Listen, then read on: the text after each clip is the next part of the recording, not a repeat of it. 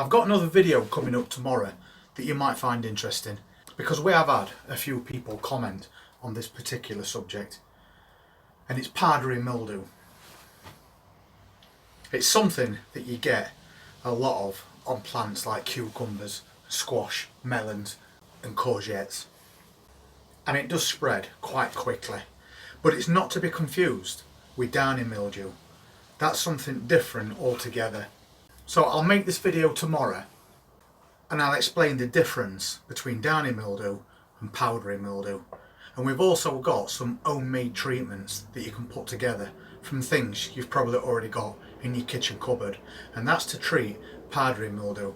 It's something that happens at a certain time of year with these certain plants, and it is caused by high humidity a lot of the time. So if you've got plants like these, this is a butternut squash plant, and you can see it's a very big plant.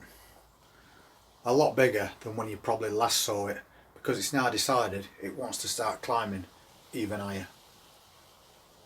And these plants produce really big leaves. And it's these leaves that we're going to be looking at tomorrow while we explain the difference between powdery mildew and downy mildew. So either one of these diseases could be something that's affecting you at the moment, or it could be something that you're interested in to help prevent it in first place, because prevention is always better than the cure.